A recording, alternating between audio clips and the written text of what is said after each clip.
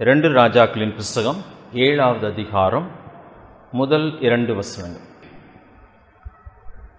அப்பொழுது எலிசா, கர்த்தருடைய வார்த்தையை கேளுங்கள், நாளை இந்நேரத்தில் சமாரியாவின் வாசலிலே 1 மரக்கால் கோதுமை மா 1 சேக்கலுக்கும் 2 மரக்கால் வாற்கோதுமை 1 சேக்கலுக்கும் விற்கப்படும் என்று கர்த்தர் சொல்லுகிறார் என்றான்.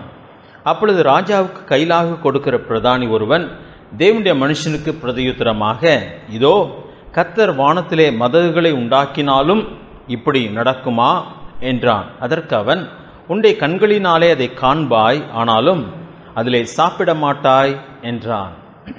தேவனுடைய மனுஷன் சொல்கிறான், நாளைக்கு இந்நேரத்தில் என்ன நடக்கும் என்று சொல்லி. ஆனால் இந்த மனுஷனும் அது நடக்குமா என்று சொல்லி பிரதானி கேட்கிறான். அவன் யார் என்று சொல்லி பார்த்தா 2ஆம் வசனத்தில் ராஜாவுக்கு கைலாகு கொடுக்கிற ஒரு மனுஷன், இங்கே அவனோடு கூட நெருக்கிற ஒரு மனுஷன், அவனுக்கு உதவியாக இருக்கிற ஒரு மனுஷன். அவன் கேட்கிற ஒரு காரியம் என்ன சூழ்நிலை என்று சொல்லி இந்த அதிகாரத்திலே பார்க்கும் பொழுது, அங்கே அதுக்கு முந்தின அதிகாரத்துக்கு வருவோம் என்று சொன்னால், அங்கே சமாரியாவிலே 24வது வசனம், 6வது அதிகாரம் 24வது வசனம், சீரியாவின் ராஜாவாகிய பெனாதாத் தன் இராணுவத்தை எல்லாம் கூட்டிக் கொண்டு வந்து சமாரியாவை முற்றுகை போட்டான் என்று சொல்லப்பட்டிருக்கு. முற்றுகை சாதாரணமாக எதுக்காக போடுவாங்க தெரியுமா? அதாவது நேரடியாக அடித்து உடைக்காம முற்றுகை போட்டால் என்ன பண்ணலாம்னா அப்படியே சரண்டர் பண்ண வச்சுருவாங்க. அப்படியே முழு பட்டணமும் யார் கைக்கு வந்துடும்? எதிரியுடைய கைக்கு வந்துடும். ஏன்னா முற்றுகை போடும் பொழுது வெளியே அவங்க வியாபாரம் செய்யவும் போக முடியாது, வெளியிலிருந்து உள்ளே வந்து வியாபாரம் செய்யவும் முடியாது. மக்கள் வெளியே வந்து கோட்டை சுவரையும் அந்த கதவையை அவங்க திறக்கவே மாட்டாங்கன்னு சொன்னால் எதிரி உள்ளே நுழைஞ்சிருவாங்க. அப்போ ஒரு வர்த்தகமும் இருக்காது. உள்ளே என்ன சாப்பாடு இருக்கோ அதை மட்டும்தான் அவங்க சாப்பிட முடியும். அது பத்தாது நிச்சயம். அதனால் பட்டினி ஆவாங்க. ஓரளவுக்கு மேலே அவங்க உள்ளுக்கு இருக்க முடியாது. உள்ளுக்குள்ளேயே கலவரம் ஆயிரும். கேட்டை திறங்க சொல்லிடுவாங்க. அப்போ என்ன செய்வாங்க? எதிரி தானே உள்ளுக்கு வந்துடுவாங்க அல்லது சரணடைவாங்க. அதுதான் நடக்கும். அதற்காக தான் அங்கே முற்றுகை போட்டாங்க. முற்றுகை போட்டதுனால விளைவு என்ன? 25வது வசனம், அதனாலே சமாரியாவிலே கொடிய பஞ்சம் உண்டாயிற்று. ஒரு கழுதை தலை 80 வெள்ளிக்காசுக்கும் புறாக்களுக்கு போடுகிற கார்படி பயிறு 5 வெள்ளிக்காசுக்கும் விற்கப்படும் மட்டும் அதை முற்றுகை போட்டார்கள். வெள்ளிக்காசு நமக்கு கணக்கு கொஞ்சம் தெரியும். ஏசாமி எத்தனை வெள்ளிக்காசு கொடுத்தாங்க? 30 வெள்ளிக்காசு. யோசேப்பை 20 வெள்ளிக்காசு. இங்கே பார்த்தீங்கன்னா கழுதை தலைன்னு சொல்லியிருக்கு. கழுதை சாப்பிடுகிற ஒரு மிருகம் அல்ல, இவங்க அடித்து சாப்பிட்ற மிருகம் கிடையாது. அந்த கழுதையினுடைய தலையே அந்த விலைன்னு சொன்னால் உடம்பெல்லாம் என்ன விலையாக இருக்கும்? தொடக்கறி என்ன விலையாக இருக்கும்? பயங்கர விலையாக இருக்கும். அது கழுதை தலையே 80 எவ்வளோ வெள்ளிக்காசாம்? 80 வெள்ளிக்காசு. புறாக்களுக்கு போடுகிற காற்படி பயிறு, சாப்பிட்ற மனுஷன் சாப்பிட்ற பயிர் கூட கிடையாது, புறாக்களுக்கு போடுகிற காற்படி பயிறு 5 வெள்ளிக்காசுக்கு விற்கப்படும் மட்டும் முற்றுகை போடும். அவ்வளோ நாள் முற்றுகை போட்டாங்க. அவ்வளோ கொடிய பஞ்சம் உண்டாயிற்று. அது மட்டும் சொல்லப்படல. ராஜா அலங்கத்தின் மேலே நடந்துட்டு அப்படியே சுற்றி பார்த்துட்டே வராரு. பார்த்து கொண்டே வரும் பொழுது 2 பெண்கள் அவரை நோக்கி கூப்பிடுறாங்க. 27வது வசனத்தை வாசிக்கிறேன். அதற்கு அவன் 26 வாசிக்கிறேன். இஸ்ரவேலின் ராஜா அலங்கத்தின் மேல் நடந்து போகையில் ஒரு ஸ்திரீ அவளை பார்த்து கூப்பிட்டு, ராஜாவாகிய ஆண்டவனே ரட்சியும் என்றாள். அதற்கு அவன், கர்த்தர் உன்னை ரட்சிக்காதிருந்தால் நான் எதிலிருந்து எடுத்து உன்னை ரட்சிக்கலாம்? களஞ்சியத்திலிருந்தா ஆலையிலிருந்தா என்று சொல்லி, ராஜா பின்னையும் அவளை பார்த்து, உனக்கு என்ன வேண்டும் என்று கேட்டான். அதற்கு அவள், இந்த ஸ்திரீ என்னை நோக்கி, உன் மகனை தா, அவனை இன்று தின்போம், நாளைக்கு என் மகனை தின்போம் என்றான். அப்படியே என் மகனை ஆக்கி தின்றோம். மறுநாளில் நான் இவளை நோக்கி, நாம் உன் மகனை தின்ன அவனை தா என்றேன். அவள் தன் மகனை ஒழித்து விட்டாள் என்றான். என்ன பயங்கரமான காரியம்! பயிர் கிடைக்கல, கழுத தலை கூட கிடைக்கல, அவ்வளோ விலைவாசி ஆயிடுச்சு. அதை வாங்க முடியாதனால யாரை தின்றாங்க? சொந்த பிள்ளைய சமைத்து தின்றார்கள். ராஜா அதை கேட்ட உடனே 30ஆம் வசனத்தில் பார்த்தீங்கன்னா, அந்த ஸ்திரீயின் வார்த்தைகளை ராஜா கேட்ட உடனே அலங்கத்தின் மேல் நடந்து போகிற அவன் தன் வஸ்திரங்களை கிழித்து கொண்டான்.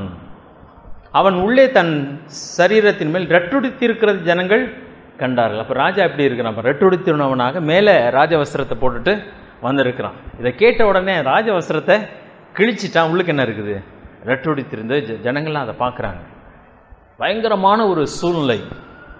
அப்போ அவன் ராஜா என்ன சொல்கிறான்னு சொன்னால், சாப்பாத்தின் குமாரனாகிய எலிசாவின் தலை இன்றைக்கு அவன் மேல் இருந்தால் தேவன் அதற்கு சரியாகவும் அதற்கு அதிகமாகவும் எனக்கு செய்ய கடவர் என்று சொன்னான்.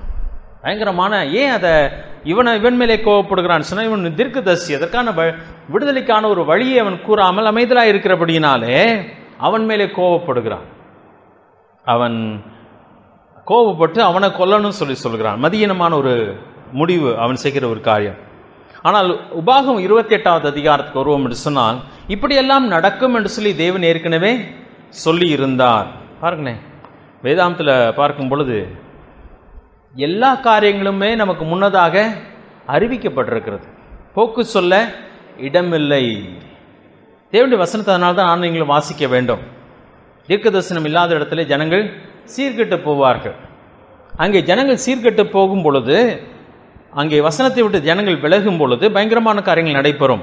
28வது அதிகாரம், உபாகமம் 28வது அதிகாரம் 53ஆம் வசனத்திலே, அதுக்கு முந்தின வசனங்களிலிருந்தே அப்படியே வாசிக்கும் பொழுது பயங்கரமான காரியங்கள் அங்கே சொல்லப்பட்டிருக்கிறது. தேவனுடைய வசனத்தை ஜனங்கள் கேட்காமல் போகும் பொழுது, சரி முதல்ல 47ஆம் வசனத்தை வாசிக்கிறேன். 47ஆம் வசனம், சகலமும் பரிபூர்ணமாயிருக்கையில் நீ மனமகிழ்ச்சியோடும் கழிப்போடும் உன் தேவனாய் கர்த்தரை சேமியாமற் போனது நிமித்தம் அப்படி சொல்லியிருக்கு. நல்லா அந்த வார்த்தையில் கவனிங்க. சகலமும் பரிபூர்ணமாக இருக்கையில் ஆண்டவர் எப்படி தேடணுமா? மனமகிழ்ச்சியோடும் கழிப்போடும். இது ரொம்ப முக்கியமாக நம்மளை செக் பண்ணி பார்க்கணும். நமக்கு எல்லாமே நிறைவாக இருக்கிறது. கடமைக்கு அவரை தேடுகிறதல்ல, எப்படி தேட வேண்டும்?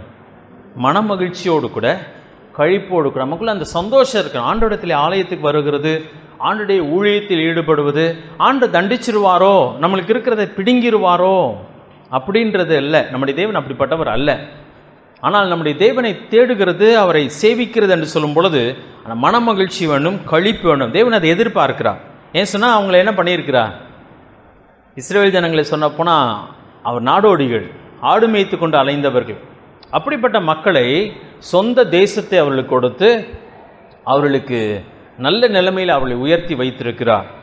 ஒருவேளை இது எந்த இடத்துல சொல்லப்பட்டது, என்ன சூழ்நிலை, இன்னும் அவங்க தேசத்துக்குள்ள வரல. மோசே பேசி கொண்டிருக்கிறார், சொல்லுகிறார், உனக்கு ஆண்டவர் கட்டாத பட்டணத்தை, நாட்டாத மரங்களை, கனிகளை நீ புசிக்கும் பொழுது எல்லாமே உனக்கு இருக்கும். நீ சகலமும் பரிபூர்ணமாய் இருக்கையில் நீ எப்படி தேட வேண்டும்? நீ மனமகிழ்ச்சியோடும் கழிப்போடும் உன் தேவனாய் கர்த்தரை சேவியாமற் போனது நிமித்தம் என்ன நடக்குமாம்? சகலமும் குறைவுபட்டு பட்டினியோடும் தாகத்தோடும் நிர்வாணத்தோடும் கர்த்தர் உனக்கு விரோதமாய் அனுப்பும் சத்துருக்களை சேவிப்பாய். அவர்கள் உன்னை அழித்து தீருமட்டும் இருப்பு நுகத்தடியை உன் கழுத்தின் மேல் போடுவார்கள். அப்படியே தொடர்ந்து நீங்கள் வாசிங்கன்னா பயங்கரமாக இருக்கும். அப்படியே அது வாசிக்கும் பொழுது பயங்கரமாக இருக்கிறது. ஒரு எல்லா வசனத்தையும் வாசிக்க முடியாது. 53வது வசனம், 53, உன் சத்துருக்கள் உன்னை முற்றுகை போட்டு நெருக்குகையில் உன் தேவனாய கர்த்தர் உனக்கு கொடுத்த உன் கற்ப கனியான உன் புத்திரிகளின் மாம்சத்தை தின்பாய். தெளிவாக சொல்லியிருக்காங்க. எப்போ சொல்லியிருக்காங்க? தேசத்துக்குள்ளே அவங்க வரல, அதுக்கு முன்னாடி ஆண்டவர் அதை சொல்லிட்டார். இதை கேட்குறவங்களுக்கு எப்படி இருந்திருக்குன்னு நினைக்கிறேன். மோசே இதெல்லாம் பேசும்போது தேவையில்லாதெல்லாம் இவர் பேசிகிட்டு இருக்கிறாரு அப்படின்னு நினச்சிருப்பாங்க. ஆண்டவர் உங்களோட என்னோட ஏதோ ஒன்று பேசிட்டாருன்னு வச்சுக்கோங்க, நம்ம அதில் என்ன எப்படி இருக்குன்னு சொல்லி அவர் எதிர்பார்க்குற, எச்சரிக்கையாக இருக்குன்னு சொல்கிறார். ஆண்டவர் நம்மோடு கூட ஒரு காரியத்தை குறிப்பாக தெளிவாக பேசிட்டாருன்னு சொன்னால் ஆண்டவர் அதில் நம்மளை எச்சரிப்பாக இருக்க சொல்லுகிறார். ஏன்னு சொன்னால் ஏதோ ஒன்று நமக்கு சோதனைகள் வரும், அந்த இடத்துல நாம் விழுந்து போகாது இருக்கும்படியாக தேவன் நம்ம எச்சரிக்கிறார். அது கீழே நீங்கள் வாசிப்பீர்கள் சொன்னால் பயங்கரமான காரியத்தை நீங்கள் வாசிக்க முடியும். சொந்த மாம்சத்தை தின்னுவாங்க, பிள்ளைங்களை தின்னுவாங்க, இன்னும் பயங்கரமான வாசிக்க முடியாத பயங்கரமான காரியங்கள் எல்லாம் அங்கே அங்கே சொல்லப்பட்டிருக்குது. 58வது வசனம், உன் தேவனாய கர்த்தர் என்னும் மகிமையும் பயங்கரமான நாமத்திற்கு பயப்படும்படிக்கு நீ இந்த புத்தகத்தில் எழுதியிருக்கிற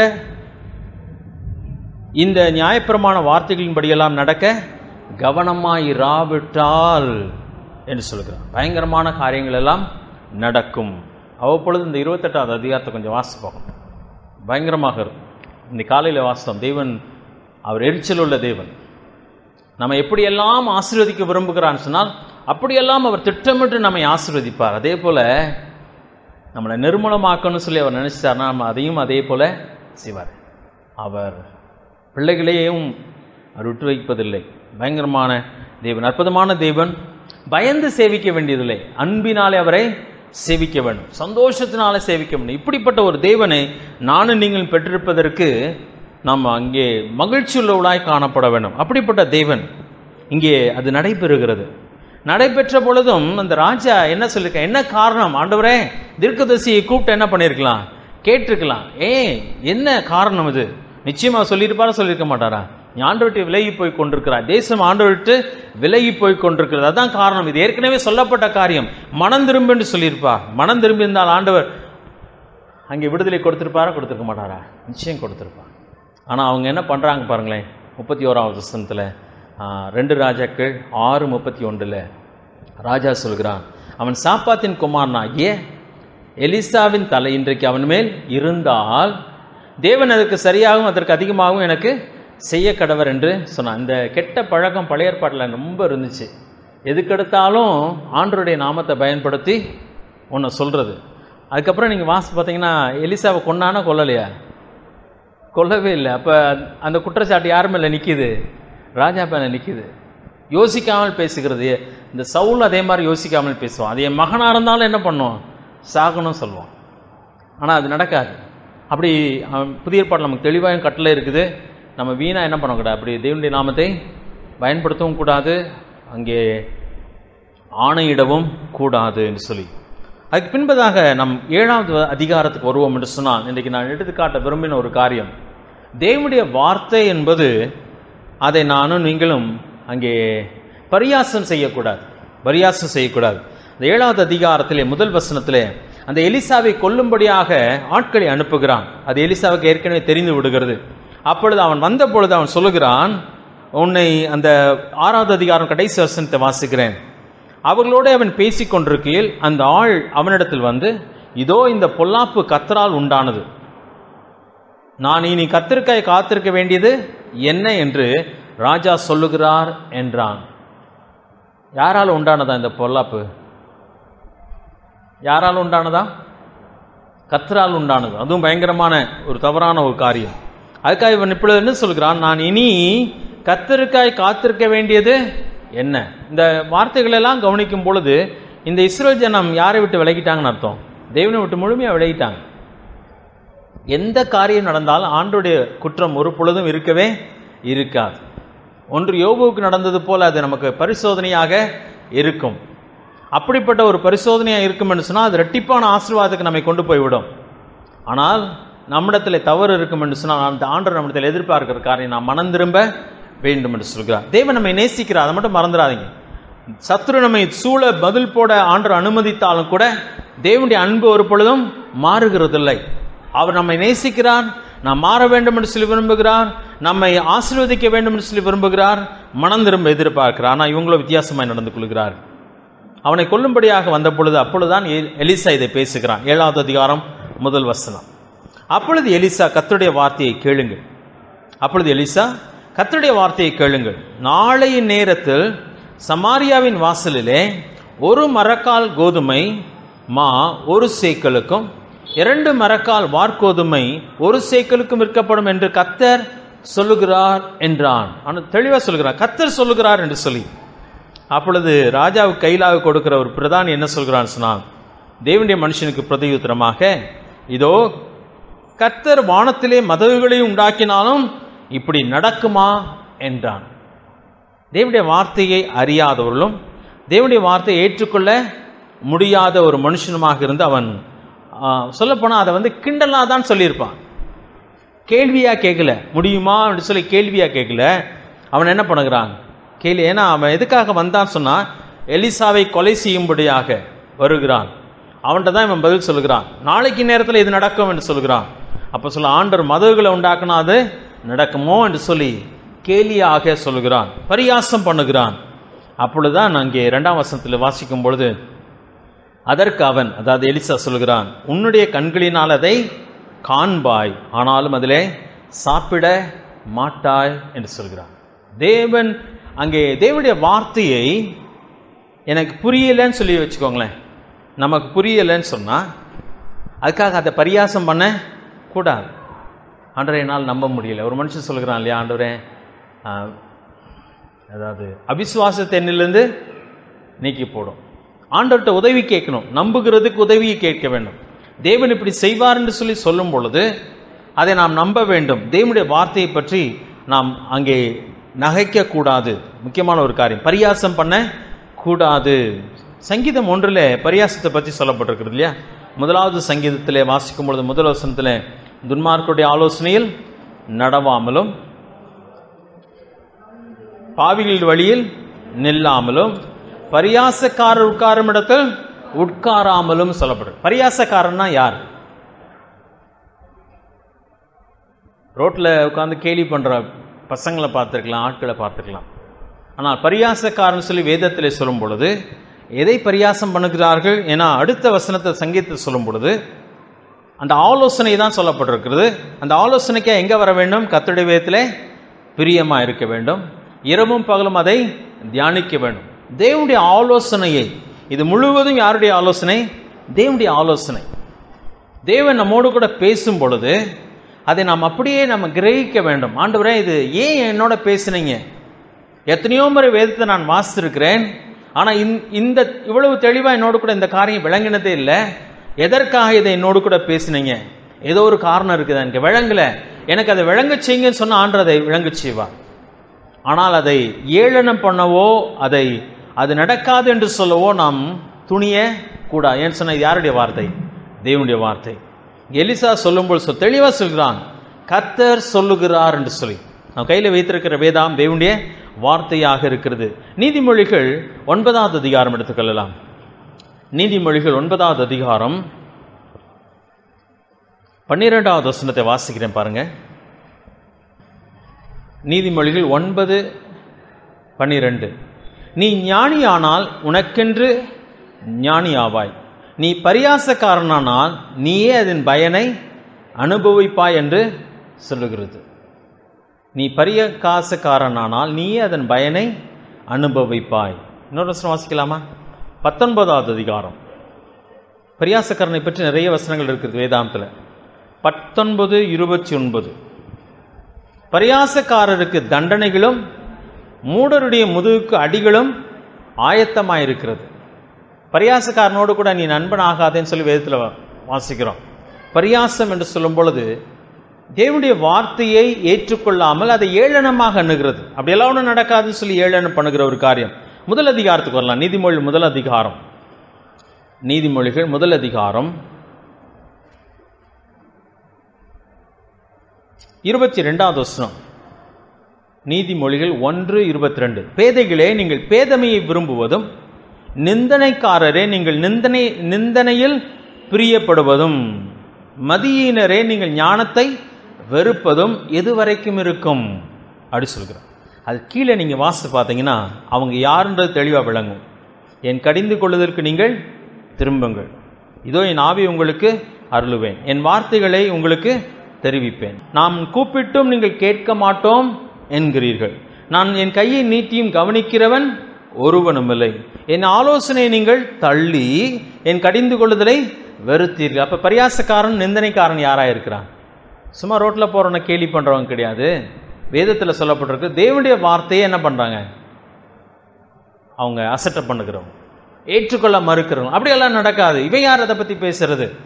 நாங்கள் அதுக்கெல்லாம் ஒன்றும் செவி கொடுக்க மாட்டோம்னு சொல்கிற மக்கள். 3வது அதிகாரம், அதே புத்தகம் 3வது அதிகாரம்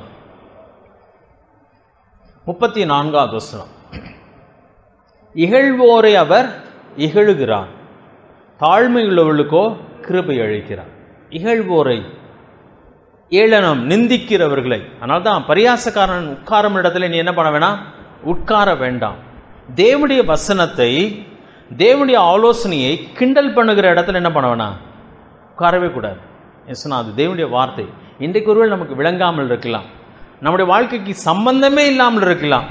ஆனால் தேவன் நம்மோடு கூட பேசுகிறார் என்று சொன்னால் அது தேவனுடைய வார்த்தையாக இருக்குது. அதனால தான் சொன்னேன், அவர்கள் தேசத்துக்குள்ளே வருவதற்கு முன்னதாகவே தேவன் எதை சொல்லிட்டாரு, இப்படி நீ செழிப்பாக இருக்கும்போது, எப்போ தெரியுமா, அதை வானத்தில் இருக்கிற அப்பத்தை சாப்பிட்டுட்டு இருக்கிறாங்க, மன்னாவை சாப்பிட்டுட்டு இருந்தாங்க. அவங்க முறுமுறுத்து, இதை போய் எப்பயும் 40 வருஷமாக இதை தான் சாப்பிட்டுட்டு இருக்கோம், மன்னாவை சாப்பிட்டுட்டு இருக்கிறோம். அந்த வனாந்தரத்தில் அலைந்து கொண்டிருந்த பொழுது தேவன் எதை பற்றி பேசுகிறாரு, நீ பரிபூர்ணம் அடைந்திருக்கும் பொழுது, செழிப்பாக இருக்கும் பொழுது நீ என்னை பட்டு விலகிற வேண்டாம் சொல்கிறான். அப்போ அவங்க என்ன தெரியுமா சொல்லியிருப்பாங்க, நிறைய பேர் மோசனுடைய வார்த்தையை, முதல்ல இருக்கு சோத்துக்கு வழியே காணோம், தினம் எதை தான் கொடுத்துட்ருக்குற, மண்ணான்றது தான் கொடுத்துட்ருக்க, அதை தான் நாங்கள் சாப்பிட்டுட்டு இருக்கிறோம், முதல்ல தேசத்துக்கு கொண்டு போய் விடியா, அப்போ அதுக்கப்புறமா இதெல்லாம் பேசிக்கொள்ளலாம், ஏளனம் பண்ணி இருப்பார்கள். ஆனால் ஒரு கூட்டமாக என்ன பண்ணியிருப்பாங்க, மோசையினுடைய சத்தத்துக்கு தெளிவாக செவி கொடுத்துருப்பாங்க. இன்றைக்கு ஆண்டு நம்மோடு கூட பேசுகிற காரியம், அதை கவனமாக நாம் கவனித்து ஆக வேண்டும். அங்கே அது ரொம்ப முக்கியமான ஒரு காரியம். இதை நான் படித்து கொண்டு வந்த பொழுது ஆபிரகாம் நமக்கு நகைத்த ஒரு காரியத்தை நான் கவனித்தேன். அதை கவனிக்கலாமா? அதுக்கு முன்பதாக சாராள் நகைத்ததை வாசிக்கலாம். 18வது அதிகாரம், ஆதியாகமம் 18வது அதிகாரம். ஆபிரகாமும் நகைத்தான், சாராளும் நகைத்தான். ஆனால் சாராள் நகைக்கலன்னு சொல்லிட்டா. சரியா?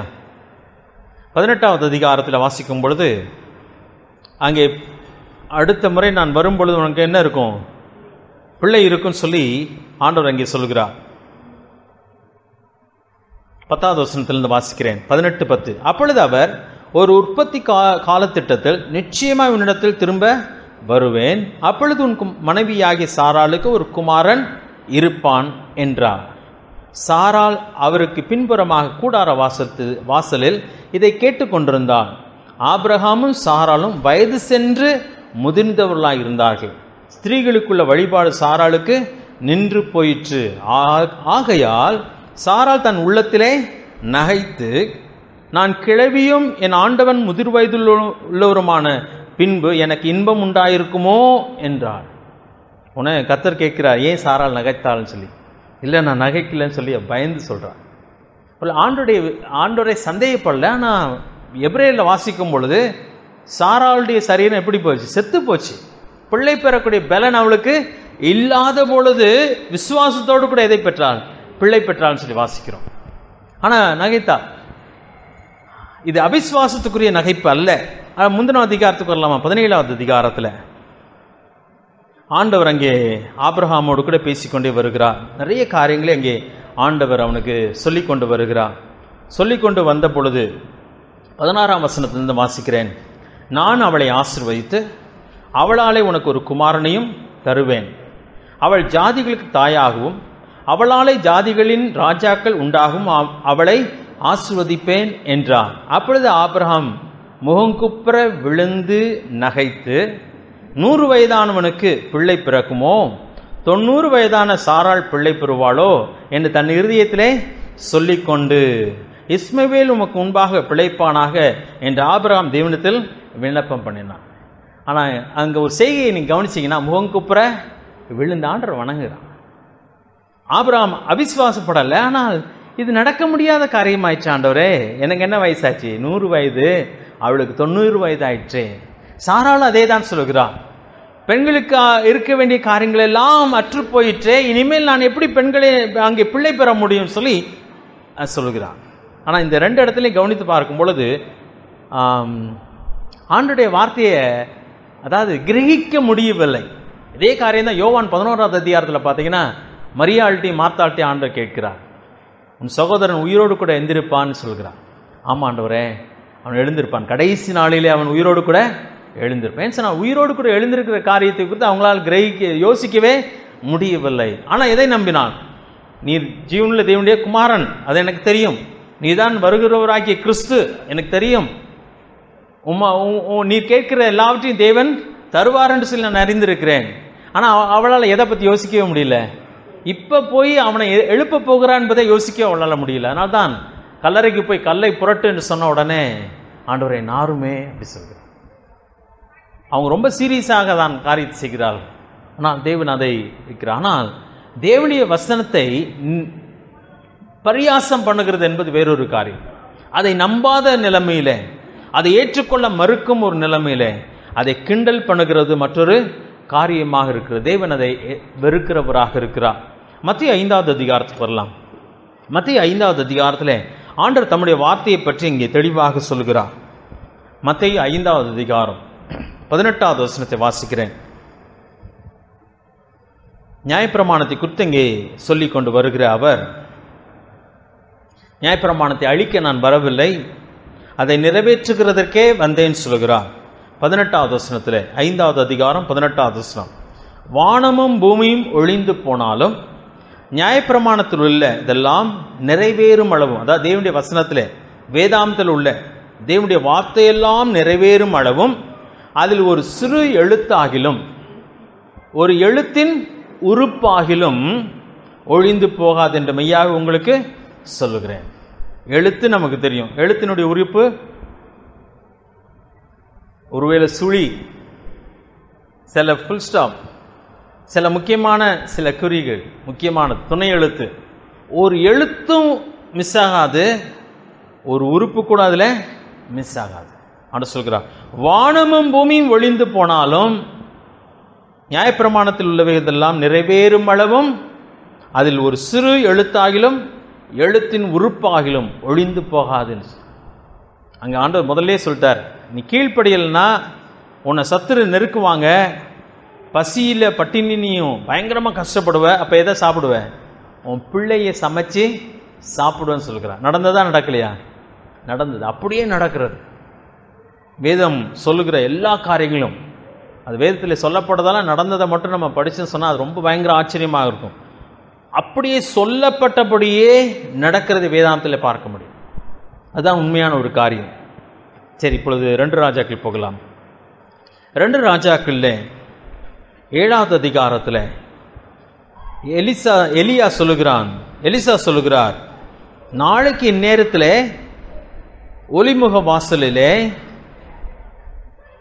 ஒரு மரக்கால், சமாரியாவின் வாசலிலே ஒரு மரக்கால் கோதுமை மா 1 சேக்கலுக்கும் 2 மரக்கால் வார்கோதுமை 1 சேக்கலும் விற்கப்படும் என்று கர்த்தர் சொல்லுகிறார் என்றான். பிரதானி ஏளனமாக பேசுகிறான். வானத்தின் மதகை கர்த்தர் உண்டாக்கினாலும் அப்படி நடக்க முடியாது என்று சொல்கிறான். அப்பொழுது எலிசா சொல்லுகிற காரியம் அதான் முக்கியமானது. அவனுடைய விளைவை பாருங்க, அதனுடைய விளைவு. அதற்கு அவன், உன்னுடைய கண்களினாலே அதை காண்பாய், ஆனாலும் அதிலே சாப்பிட மாட்டாய். இதுதான் தேவனுடைய வசனத்தை ஏற்றுக்கொள்ளாமல் நிந்திக்கிற மக்களுடைய விளைவாக இருக்கும். ஜனங்கள் அதை காண்பார்கள், ஆனால் அதில் என்ன பண்ண முடியாது? அனுபவிக்க முடியாது. அதான் நடந்தது. கடைசிக்கு வரலாம். 7வது அதிகாரம். தேவன் அற்புதமாக அதை செய்கிறார். அது எப்படின்னா நீங்க இடையில வாசிச்சுக்கோங்க, சரியா? பயங்கர அற்புதமாக அதை செய்கிறார். சத்ருவை விரட்டி அடிக்கிறார். அவங்க எல்லாத்தையும் விட்டுட்டு ஓடிடுறாங்க. எல்லாமே இங்கே இருக்குது. உணவெல்லாம் அங்கே ஆயத்தமாக, அங்கே ரெடியாக இருக்குது. 16வது வசனம், அப்பொழுது ஜனங்கள் புறப்பட்டு சீரியாவின் பாளையத்தை கொள்ளையிட்டார்கள். கர்த்தருடைய வார்த்தையின்படியே 1 மரக்கால் கோதுமை மா 1 சேக்கலுக்கும் 2 மரக்கால் வார்கோதுமை 1 சேக்கலுக்கும் விற்கப்பட்டது. தேவனுடைய வார்த்தையின்படி நடக்குமா? ஆம், நடக்கும். ஆண்டவர் அதுக்காக மதகெல்லாம் திறக்க வேண்டிய அவசியமே கிடையாது. என்ன பண்ணாரு? எளிதா பண்றார். அவரால் கூடாத காரியம் ஒன்றுமே கிடையாது. தேவன் அதை செய்வார் என்று சொன்னால் நாங்கள் நினைக்கிற மாதிரி அவர் செய்யணும் அவசியமே கிடையாது. இவன் சொல்கிறான், ஆண்டவர் வானத்திலே பெரிய மதகம் உண்டாக்குனால் என்ன பண்ணாது? வராது சொன்னார். அவர் மதகே உண்டாக்க வேண்டியதில்லை. ஒரு சின்ன சத்தத்தை அங்கே உண்டாக்குனார். யாருக்கு? சிரியா மக்களுக்கு. படைவீரெல்லாம் சுற்றி நிற்கிறாங்க. ராத்திரியில் தூங்குனாங்களோ தூங்கலையே தெரியல, கனவு கண்டானோ கனவு கண்டலையே தெரியல, என்ன நடந்ததுன்னு சொல்லி தெரியல. எகிப்தை விலைக்கு பேசி விட்டான், எகிப்தை கூட்டிக் கொண்டு வருகிறான்னு சொல்லி அவங்களுக்கு ஏதோ குதிரை சத்தம் கேட்டுச்சு. அதுலேயே ஒருத்தன் கற்பனை கட்டினான், எதிரியை வராங்க நம்மளை பிடிக்கிறதுக்காக சொல்லி. ஒரு சிறிய சத்தத்தை உண்டாக்கினார் ஆண்டவர். இவங்களாம் என்ன பண்ணாங்க? ஓடிட்டாங்க. எல்லாத்தையும் விட்டுட்டு ஓடிட்டாங்க. இப்போ தேவனுடைய வார்த்தையின்படியே அது அப்படியே நடந்தது. அதை நம்ம நம்பணுங்க. தேவனுடைய வசனம் சொல்லுகிறது என்று சொன்னால், ஆண்டவர் நம்மோடு கூட ஒரு காரியத்தை பேசுவார் என்று சொன்னால் அதை நாம் நம்ப வேண்டும். பரியாசம் பண்ணுவோன்னு சொன்னால் அதை விட பரிதாபமான காரியம் வேறொன்றும் இல்லை. ஒருவேளை ஆபிரகாம் விசுவாசத்தோடு கூட அவன் உள்ளத்தில் அவனாலே அதை புரிந்து கொள்ள முடியவில்லை. ஒருவேளை பழைய ஏற்பாட்டில் அநேகர் அதை புரிந்து கொள்ள முடியாமல் இருந்திருக்கலாம். ஆனால் இன்றைக்கு நானும் நீங்களும் தேவனுடைய வசனத்தை ரொம்ப அழகாக புரிந்து கொள்ளக்கூடிய சூழ்நிலையில் இருக்கிறோம். எபிரேயரில் வாசிக்கும் பொழுது மேகம் போன்ற இத்தனைத்திலான சாட்சிகள் நமக்கு உண்டு, ஏராளமான சாட்சிகள் நமக்கு உண்டு. திருஷ்டாந்தங்களாக ஏராளமான காரியங்கள் நம்முடைய கண்களுக்கு முன்னாடி எழுதி கொடுக்கப்பட்டிருக்கிறது. அநேக காரியங்களை நாம் பார்த்துருக்கிறோம். இன்றைக்கு ஆண்டவர் ஒரு காரியத்தை நம்மோடு கூட பேசுவார் என்று சொன்னால், ஆண்டவரே விசுவாசிக்கிறேன், ஆண்டவரே நம்புகிறேன் என்று சொல்லி அவருடைய வார்த்தைக்கு நாம் அப்படியே கீழ்ப்படியும் பொழுது தேவன் நிச்சயமாக நம்முடைய வாழ்க்கையில் பெரிய காரியத்தை செய்வார். அப்படி இல்லை என்று சொன்னால் நம்முடைய கண்களினாலே அதை காண்போம், ஆனால் என்ன பண்ண முடியாது, அதில் நமக்கு பங்கே இல்லாமல் போகும். அதுதான் இந்த மனுஷனுக்கு நடந்தது. அப்போ 17ஆம் வசனத்தை வாசிக்கலாமா? 16ஆம் வசனத்திலே தேவன் சொன்னபடி அது நடந்தது. 17ஆம் வசனம், ராஜா தனக்கு கையிலாக கொடுக்கிற அந்த பிரதானியை ஒளிமுக வாசலில் விசாரிப்புக்காக கட்டளையிட்டிருந்தான். போய் பாருப்பா அப்படி சொன்னான். எங்க போய் பார்க்கணும்? ஒளிமுக வாசல்ல போய் பாரு. ஒளிமுக வாசலில் ஜனங்கள் அவனை நெருக்கி மிதித்ததினாலே ராஜா தேவனுடைய மனுஷனிடத்தில் வந்த போது சொல்லியிருந்தபடியே அவன் செத்து போனான். என்ன பரிதாபம் இல்லை?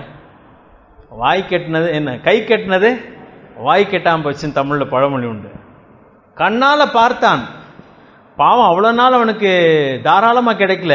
இப்போ தாராளமாக கிடைச்சிச்சு, ஆனால் என்ன பண்ண முடியல, சாப்பிட முடியல.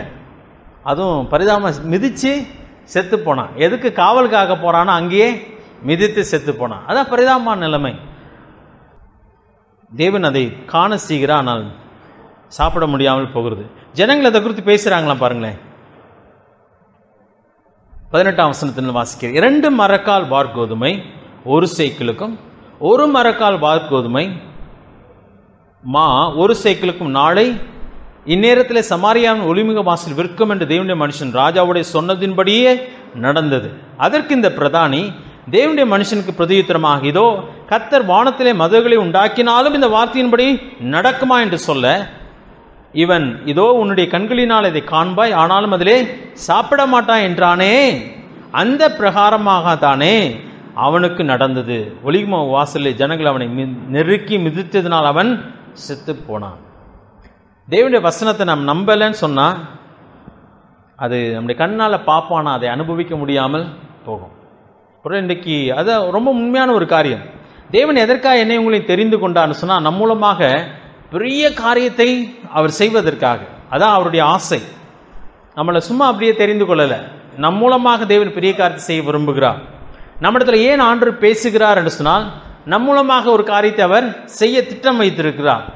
ஆனால் நானும் நீங்கள் அதை விசுவாசியாமல் நம்பாமல் போவோம் என்று சொன்னால், சில நேரத்தில் அதை நம்ம பார்ப்போம், ஆனால் அதை நம்மளால் அதில் நமக்கு பங்கு இல்லாமல் போய்விடும். அதனால்தான் சங்கீதம் 1 வாசிக்கும் பொழுது, பரியாசக்காரன் உட்கார இடத்துல உட்கார வேண்டாம். ஏன் உட்கார வேண்டாம் சொன்னால், ஆண்டவர் நம் மூலமாக பெரிய காரியத்தை செய்ய விரும்புகிறார். கீழே நீங்கள் வாசிக்கும் பொழுது, கர்த்தருடைய வேதத்தில் பிரியமாயிருந்து இரவும் பகலும் அதை தியானிக்கிற மனுஷன் பாக்கியவான். அவனுடைய வாழ்க்கை எப்படிப்பட்டதாக இருக்க போகிறது? நீர்க்காலின் ஓரமாய் நடப்பட்டு தன் காலத்தில் தன் கனியை தந்து இலை உதிராதிருக்கிற மரத்தை போல் இருப்பான். அவன் செய்வதெல்லாம் வாய்க்கும். துன்மார்க்கர் எப்படி இருக்க போறாங்க? காற்று பறக்கடிக்கும் பதரை போல் இருப்பார்கள். அவங்க தேவனுடைய சமூகத்தில் நிற்கவும் முடியாது, அவங்க நீதிமான்களோடு இருக்கிற பங்கு அவங்களுக்கு கிடையவும் கிடையாது. ஆனால் தேவனுடைய பிள்ளையோ என்றென்றைக்கும் தேவனுடைய சமூகத்திலே நிலைத்திருப்பான். அது அற்புதமான ஒரு ஆசீர்வாதமான ஒரு வாழ்க்கை. இன்னைக்கு தேவன் நம்மிடத்தில் எதிர்பார்க்கிற காரியம் என்னன்னு சொன்னா, தேவன் நம்மோடு கூட பேசுகிறதை அப்படியே நாம் நம்பி எடுத்துக்கொள்ள வேண்டும். எடுத்துக்கொள்கிறது மட்டுமில்லை, அதற்கு கீழ்ப்படியவும் வேண்டும். என்னோட கூட ஆண்டவர் வேறொன்றுக்கு பேசுகிறார், உங்களோடு கூட வேறொன்றை பேசுகிறார். ஒரு காரியம் இங்கே பேசப்படும் பொழுது அல்லது வேதத்தை நாம் வாசிக்கும் பொழுது அதே பகுதி ஒருவருக்கு வேறு விதமாய் பேசப்படுகிறது. ஆண்டவர் அவனோடு கூட பேசுகிறார். வேறொரு மனுஷனுக்கு அதே காரியம் வேறு விதமாய் விளக்கி காட்டப்படுகிறது ஆண்டவராலே. ஒவ்வொரு விசுவாசியும் அதை எடுத்துக்கொள்ளும் பொழுது, ஆண்டவரே இது உம்முடைய வசனமாக இருக்கிறது, நான் அதை விசுவாசிக்கிறேன், நீ சொல்லுகிறதை நான் செய்ய ஆயத்தம் என்று சொல்லி நாம் அதை ஏற்றுக்கொள்ள வேண்டும். ஏற்றுக்கொள்ளும் பொழுது தேவன் நம் மூலமாய் பெரிய காரியத்தை செய்ய ஆயத்தமாக இருக்கிறார். அப்படி இல்லைன்னு சொன்னால் தேவனுடைய ஆசீர்வாதத்தை நானும் நீங்கள் அனுபவிக்க போகிறதே கிடையாது. ஏன்னு சொன்னால் அவருடைய வார்த்தை சத்தியம். அது வானத்தையும் பூமி உண்டாக்கினருடைய வார்த்தையாக இருக்கிறது. அதை பரியாசம் செய்ய எனக்கு உரிமை கிடையாது. அது அப்படியே ஏற்றுக்கொள்ளப்பட வேண்டியதாக இருக்கிறது. அதை தான் தேவன் நம்மிடத்தில் எதிர்பார்க்கிறான். இதோடு கூட முடிக்க விரும்புகிறேன். இந்த மனுஷனை குறித்து வாசிக்கும் பொழுது அவன் கண்களினாலே கண்டான், ஆனால் அதில் அவன் சாப்பிட மாட்டான்னு சொல்கிறான். அதான் அவனுடைய வாழ்க்கை அதோடு கூட முடிவடைகிறது. இன்றைக்கு தேவன் நம்மோடு கூட ஏராளமாக பேசுகிறாரே, அது சந்தேகமே கிடையாது. நீங்கள் தனிமையாக வேதத்தை வாசிக்கும் பொழுது, சபையில் வந்த ஆண்டவருடைய வார்த்தையை கேட்கும் பொழுது நம்மோடு கூட சில காரியங்களை தெளிவாக பேசுகிறார். சிலர் அப்படியே அல்லது தட்டுறாங்க. பரியாசம் பண்ணுறதுனா, ஒருவேளை நீங்கள் வாயில் ஆண்டவருடைய வார்த்தையை கேலி பண்ணவே இல்லை, மறுக்கவில்லை, கேலி பண்ணல. ஆனால் நீதிமொழியில் நான் வாசித்து காட்டினேன், நான் கூப்பிட்டேன், என்னை கேட்கிறவன் ஒருவனும் இல்லை. நான் கையை நீட்டினேன், என்னை கவனிக்கிறவனும் இல்லை. என்னுடைய கடிந்து கொள்ளுதலை நீங்கள் என்ன பண்ணீங்க, வெறுத்தீர்கள் சொல்கிறார். தேவனுடைய வார்த்தை உங்களோடு கூட கடினமாய் பேசும் என்று சொன்னால் அதை நீங்கள் ஏற்றுக்கொள்ள வேண்டும். தேவன் உங்களை கையை நீட்டி தடுக்கிறார் என்று சொன்னால், கவனி மகனேன்னு சொன்னால் கவனிக்க வேண்டும். தேவன் நம்மோடு கூட தெளிவாய் பேசினால் கீழ்ப்படிய வேண்டும். அப்படி கீழ்ப்படியவில்லை என்று சொன்னால் நம்ம என்ன பண்ணுகிறோம் என்று அர்த்தம். என்ன பண்ணுகிறோம், பரியாசம் பண்ணுகிறோம். நீங்கள் என்ன சொல்ல, நான் என்ன கேட்க அப்படின்னு சொல்கிறோம். தேவனை பற்றி நாம் அறிந்திருந்தோம், அவரும் நம்மோடு கூட தெளிவாய் பேசியிருந்தோம். அவரை நாம் பரியாசம் பண்ணுவோம் என்று சொன்னான், ஒரு காலம் வரும், அப்பொழுது நாம் செய்ய ஆசையாக இருப்போம். தேவன் செய்கிற எல்லா காரியங்களையும் கண்கூடாக பார்ப்போம். ஆனால் நமக்கு என்ன இருக்காது, அதில் பங்கு இருக்காது. ஒரு ஆண்டு நம்மோடு கூட பேசும்பொழுது எந்த நிலைமையில் இருக்குன்னு சொன்னால், அங்கே நீதிமொழியில் ஒரு வசனம் வாசனம் இல்லையா, 19வது அதிகாரம் 29வது வசனமா, நீதிமொழிகள் 19 இல்லை, அது இல்லை, 3வது அதிகாரம் எடுங்க, 34வது வசனம். இகழ்வோரை கர்த்தர் இகழ்கிறார், தாழ்மையுள்ளவர்களுக்கோ கிருபை அளிக்கிறார். ஆண்டுடைய பாதத்தில் விழுந்துருங்க. அது நம்முடைய வாழ்க்கையில் நடக்கிறதுக்கு சாத்தியமே இல்லைன்னு மனசு சொல்லுது. இது என்னால் முடியவே முடியாதுன்னு தெரிகிறது. ஆபிரகாம் போல் என்ன பண்ணணும், ஆண்டவர் பாதத்தில் விழுந்துருங்க. சிரிக்கிறீங்க, மனசில் கேலி கூத்தா இருக்கு. ஆண்டவர் நம்மோட இப்படி பேசுறதெல்லாம், நான் எதுக்கு ஆண்டவரே லாயக்கு, இதெல்லாம் என்னால் எப்படி செய்ய முடியும், இவ்வளோ பெரிய காரியத்தை பற்றி பேசுகிறீங்கன்னு சொல்லி. ஆனால் நம்முடைய உள்ளம் எப்படி இருக்க வேண்டும் சொன்னால், அவருடைய பாதத்தில் விழ வேண்டும். எனக்கு ஒன்றும் விளங்கல ஆண்டவரே, எனக்கு புரியல, என்னால் இது செய்யவே முடியாது, ஏன் இதை என்னோடு கூட பேசுகிறீங்க சொல்லி அங்கே சொல்லுகிறார். தாழ்மையுள்ளவர்களுக்கோ கிருபை அளிக்கிறார், ஆனால் இகழ்வோரை அவர் இகழ்கிறார். இன்னைக்கு ஆண்டவர் நம்மோடு கூட பேசுகிறான்னு சொன்னால் அதை விட பெரிய சிலாக்கியம் வேறு எதுவுமே கிடையாதுங்க. இந்த உலகத்தில் இருக்கிற அதாவது 30 முக்கோடி தெய்வங்கள் இருக்குது. நான் யோசிக்கிற காரியம் என்னன்னா, அவங்களோடலாம் அந்த தெய்வத்தோடு கூட யார் பேசுகிறான்னு சொன்னால் இவங்க தான் பேசிகிட்டு இருக்கிறாங்க. ஏ தெய்வமே கேளு, நீ அதை செய்யி, அதை செய்யி, எல்லாம் செய்யின்னு சொல்லி கேட்டு பேசிகிட்டே இருக்கிறாங்க. என்றைக்காவது அந்த தெய்வம் பேசியிருக்கிறதா இவங்களோட? பேசலை. ஆனால் நம்முடைய தெய்வன் மனிதனை உண்டாக்கின நாளிலிருந்து மனுஷனோடு கூட பேசிக்கொண்டே தான் இருக்கிறார். யாரோடெல்லாம் பேசினான்? காயின் தன் சகோதரனை கொலை செய்து விட்டான். கொலை செய்யறதுக்கு முன்னாடியும் பேசினான், கொலை செய்த பின்பும் பேசினான். ஒருவேளை பின்னாடியாவது அவன் தன்னை தாழ்த்தி இருப்பான் என்று சொன்னான். அவனை ஆண்டவர் ஆசீர்வச்சிருப்பாரா? ஆசீர்வச்சிருக்க மாட்டாரா? ஆசீர்வச்சிருப்பார். ஆண்டவரை மதியமாக செஞ்சுட்டேன், கோபத்தினால் செஞ்சுட்டேன், இங்கே சொல்லியும் யோசிக்காமல் செஞ்சுட்டேன் அப்படின்னு சொல்லி காலில் விழுந்திருந்தான்னு சொன்னால், ஆண்டவர் தண்டனை கொடுத்திருந்தாலும் அவனுக்கென்று ஒரு ஆசீர்வாதத்தை வைத்திருந்திருப்பான். ஆனால் அப்பயும் அவன் அப்போ அவருடைய வார்த்தைகளை பரியாசம் பண்ணுகிறது போல அவரை ஏளனமாக நடத்துகிறான். அப்போ தேவன் நம்மோடு கூட பேசுகிறான்னு சொன்னால் அது லேசான காரியம் இல்லை.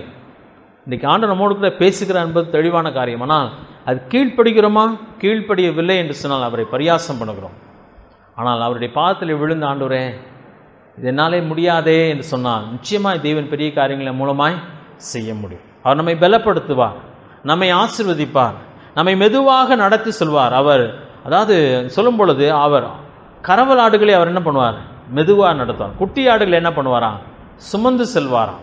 எல்லா ஆடுகளையும் ஒன்று போல அவர் நடத்துக்கிறதுலே. யாக்கோபை ஏசா கூப்பிட்றான், வா என்னோட கூட சேர்ந்து போகலாம் அப்படின்னு சொல்லி. இல்லை, கறவல் ஆடெல்லாம் இருக்குது, வேகமாக நடத்தினா அது என்ன ஆயிரும்? செத்து போயிடும். அவன் நல்ல மேய்ப்பன், நன்ற ஆடுகளை மேய்க்க அறிந்தவன். சொல்றான், அப்படியெல்லாம் நடத்த முடியாது, நான் மெதுவாக தான் வர முடியும்னு சொல்கிறான். நம்முடைய ஆண்டவர் நல்ல மேய்ப்பன், உங்களை எப்படி நடத்தணும்னு அவருக்கு நல்லா தெரியும். ஒவ்வொருத்தரையும் அவர் வித்தியாசமாய் நடத்துகிறார். நம்முடைய பலவீனம் அவருக்கு நன்றாய் தெரியும். நாம் மன்னன்று அவர் நினைவு கூறுகிறார். அப்போ நம்ம பலவீனத்தையும் நம்மளால் நம்முடைய இயலாமையும் ஆற்ற சொல்லிடலாம். ஆண்டரே, நான் இப்படி தான் இருக்கிறேன், எனக்கு புரிய மாட்டேன்து, எனக்கு உதவி செய்யுங்க சொன்னால் அவர் நம்மை அழகாக நடத்தி கொண்டே போவார். ஆனால் அவருடைய வார்த்தையை மட்டும் நாம் பரியாசம் பண்ணவர்களாய் இருக்க வேண்டாம். வாயினாலையும் வேண்டாம், நம்முடைய செய்கையினாலையும் வேண்டாம்.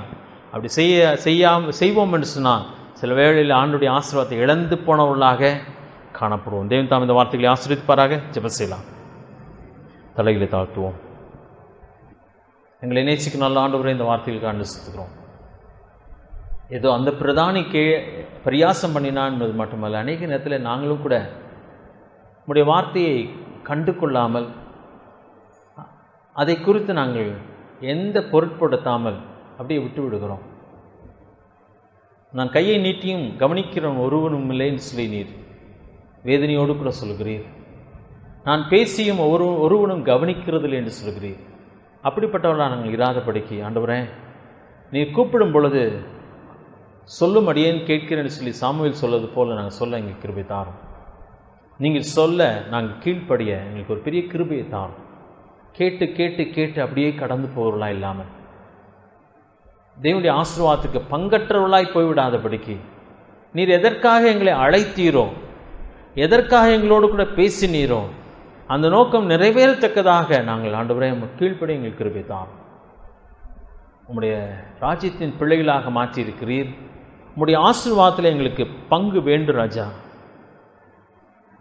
அந்த பங்கை நாங்கள் இழந்து போகாதபடிக்கு எங்களை காத்துக்கொள்ளும். இந்த வார்த்தையில் தொடர்ந்து எங்களுக்கு பிரயோஜனமாக இருக்க முடியும். நாமத்தை மேன்மைப்படுத்தும் ஆசீர்வதியும் எல்லாவற்றையும் உம்முடைய கருத்தில் கொடுக்கிறோம். வந்த தேவனுடைய பிள்ளைகள் ஒவ்வொருவரையும் நாமே ஆசீர்வதியும். எல்லாவற்றையும் எங்கள் மீட்பு ரட்சகருமாகிய இயேசு கிறிஸ்துவின் நாமத்தில் கேட்கிறோம் நல்ல பிதாவே. ஆமென்.